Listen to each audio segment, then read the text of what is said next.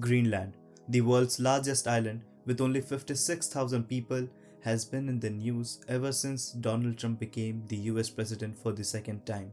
Several times, Trump has claimed that Greenland has to be a part of the US for security reasons, and it would be much better for Greenlanders as well. But the island, which has been a semi-autonomous region of Kingdom of Denmark, has made it clear that no matter what, it doesn't want to be a part of the US. So why is Trump so keen on making Greenland a part of the US? Why has the US been obsessed with this island for more than 150 years? And what is the likelihood of Greenland becoming a part of the US? Welcome to PIRD. Let's look at the US's obsession with Greenland. For over 150 years, the US has been eyeing Greenland, a massive island of ice, rich in natural resources, and strategically located between North America and Europe. Greenland has repeatedly tempted American leaders, but despite many attempts, the island has never been for sale. The first serious attempt comes in 1867, when the US had just purchased Alaska from Russia. Secretary of State at that time, William H. Seward, the man behind the deal, saw an opportunity. He internally floated the idea of annexing Greenland along with Iceland, believing that if the US controlled both, it would dominate the North Atlantic. But Seward never made a formal offer, and the idea quickly lost its charm. At that time, Greenland was known to have little strategic value. There were hardly any trade routes, and it wasn't a military threat. The polar imperative did not exist yet, and the US only later recognized Greenland's importance for weather stations, World War II bases, and Cold War missile defense. 43 years ahead, in 1910, it has been years since Norway gained independence from Sweden, and Norway was rethinking its old claim to Greenland. This created tension between Norway and Denmark, and yet again, the US saw this as an opportunity. Maurice Francis Egan, the US ambassador to Denmark, proposes not to buy Greenland but to trade for it. The deal from the US was simple, exchanging two Caribbean islands, St. Croix and St. Thomas, that were a part of Danish West Indies, and Mindanao, a part of Philippines, for Greenland. Denmark had previously shown interest in reacquiring the Danish West Indies, but Denmark refused, and Greenland was once again pushed in the periphery of American foreign policy. A couple of decades later, the most consequential event of 20th century happened, and it reshaped the global power structures. The world changed dramatically during the World War II, and so did Greenland's place in it. On the dawn of April 9, 1940, the Nazi Germany launched Operation Weserübung. Troops landed by sea and air, and Copenhagen fell just within 6 hours. To save civilian casualties, the Danish government surrendered the same day. A cooperation policy was signed. That way Denmark retained nominal self-rule under the Nazi supervision, but effectively it was occupied. Greenland, now strategically cut from its government, was left vulnerable. And this is when the things changed for the island. The icy island now held a key to controlling North Atlantic. Its weather stations could predict storms, which were critical for U-boat operations.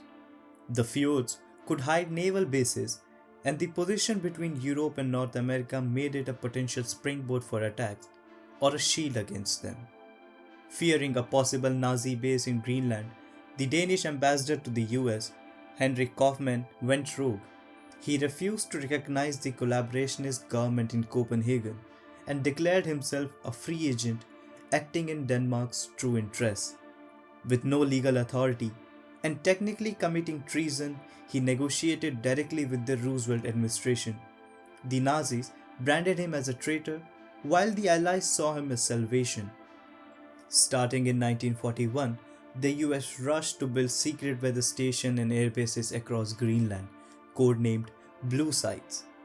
This led to creation of Thule Air Base, the US's northernmost military outpost, including other sites at Narsarsuaq and Sondrestrom. These bases helped Allied planes to navigate and track Arctic weather, critical for World War II battles. By 1946, the wartime blue bases had proven Greenland's strategic worth. With Stalin USSR rising, Pentagon planners proposed an audacious deal: 100 million in gold, which is nearly 1.5 billion US dollars today, to buy Greenland outright. The offer was secretly floated to Denmark in 1946, promising Denmark a massive cash infusion to rebuild its war-torn economy, and for the US, a full sovereignty over Thule and other bases to counter the Soviet Arctic expansion. Post-World War II, Denmark rejected the US offer to buy Greenland and tried to reclaim US bases there. Despite sovereignty claims, Denmark lacked the Arctic defense, and due to the Cold War pressure, a compromise was struck. Only the Thule Air Base remained under American control, and rest of the Greenland was under the Danish administration. Tensions only eased when Denmark joined NATO in 1949, cementing the alliance with America. By 1951, what began as an emergency wartime deal had permanently transformed Greenland into a key piece of global security. Coming back to reality, one thing is clear, that Trump isn't shy that he wants Greenland. He has said this on multiple occasions. As Greenland headed to polls in early March to elect a new prime minister, Trump made bold promises of billions of dollars in investment, telling local leaders he would make them rich. The Democratic Party of Greenland won 30% of the vote, handing Jens Fredrik Nielsen a decisive victory. His party, while advocating for eventual independence, favors a gradual move away from the Danish rule. Nielsen sent a resounding message to Trump and his administration. Det synes jeg klart, den grønlandske regering har meldt ud, og det har de grønlandske partier også. Vi vil aldrig nogensinde være et stykke ejendom, der kan købes af nogen som helst. Og det er den besked, jeg tror, der er vigtigst at forstå. Så kan vi snakke samarbejde i gensidig respekt med hinanden. So what's fueling this refurbished obsession? Well, there are two big reasons. First, being the resources. The global economy is in transition, and we are moving away from globalization towards energy independence. This will be a recurring subject in my other videos as well. But in short, nations no longer want to be dependent on energy or sources of energy on other countries. Due to this reason, for survival, they are pulling back various resources and industries back in their respective countries. Beneath Greenland's icy surface lie untapped rare earth minerals, uranium, oil, and natural gas. Many of these are essential for modern technology and defense system. Currently, the world relies heavily on China for some of these resources, and the US is keen to secure an alternative closer to home. Greenland could be that alternative. Second reason is climate change. In January 2024, a Russian oil tanker, part of Moscow's growing shadow fleet, completed a high-risk winter voyage from China to Russia via the Northern Sea route, a journey previously impossible due to the thick Arctic ice. This marked the first winter transit of its kind, showcasing how climate change is rewriting global shipping logistics. As the Arctic ice melts, new shipping routes are opening up, routes that shorten travel times between Europe, Russia, and North America. Control over Greenland would give US a front row seat to this emerging maritime superhighway. Obviously, this renewed American interest hasn't set well with Greenland's government. Ever since Trump first expressed his desire for the territory, local officials have opposed his ambitions. On 29th March, Vice President J.D. Vance, along with National Security Advisor Mike Waltz, flew in to visit Greenland. But instead of a warm welcome from the locals, they were greeted by US troops stationed there to keep an eye out for long-range missile threats. This wasn't just a symbolic visit, but rather it came out as a threat to Denmark. Fredrik Nielsen denounced the timing of the US visit led by J.D. Vance ahead of the crucial talks of municipal elections. He said, "We must not be forced into a power game that we ourselves have not chosen or to be a part of." Danish Foreign Minister Lars Løkke Rasmussen also weighed in, calling the visit problematic and a clear charm offensive intended to pull Greenland closer to the US. During Vance's visit to Bideford, he suggested that the US was better equipped to protect the semi-autonomous territory, claiming that Denmark hadn't committed enough resources to secure the base and by extension, its people. With us, but let's be honest, what Denmark over the last 20 years has failed to do in some cases, because we know that unfortunately this place, this base, the surrounding area is less secure than it was 30, 40 years ago because some of our allies haven't kept up. As China and Russia have taken greater and greater interest in Greenland, in this base, in the activities of the brave Americans right here, we know that too often our allies in Europe have not kept pace. The comment sparked backlash, not just in Denmark, but across Europe. Many saw them as not so subtle attempt to frame Greenland as vulnerable and in need of the American protection.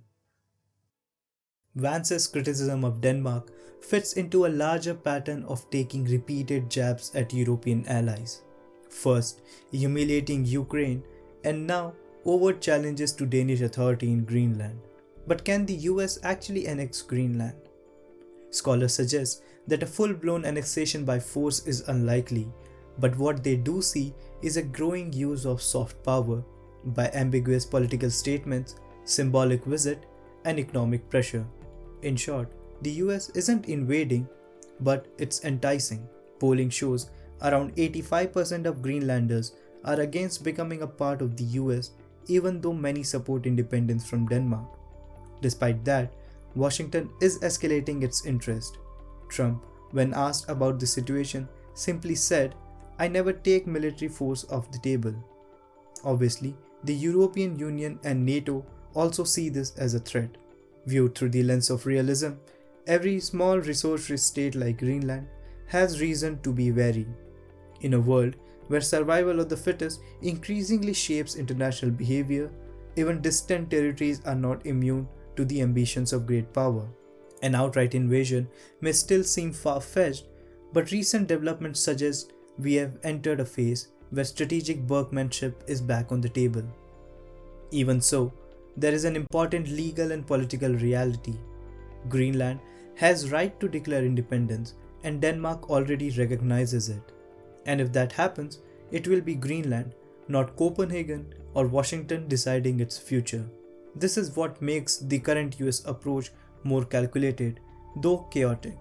It's not just about grabbing land, it's about becoming the preferred partner after Greenland gains independence.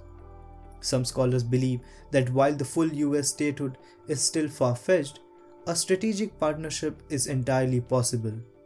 If Greenland does break away from Denmark, it could naturally drift closer to the US in areas like trade, defense, and politics. Others also suggest that the more US present this as a partnership rather than a takeover, the more attractive it may seem, especially to younger Greenlanders who are eager for economic opportunities and a stronger global connection. Still, for now, Greenland's message remains firm. Political leaders have called for unity, urging citizens to stand together amid what they see as outside pressure. Because in this high-stakes Arctic standoff, Greenland is no longer just a piece on global chessboard, it is the player.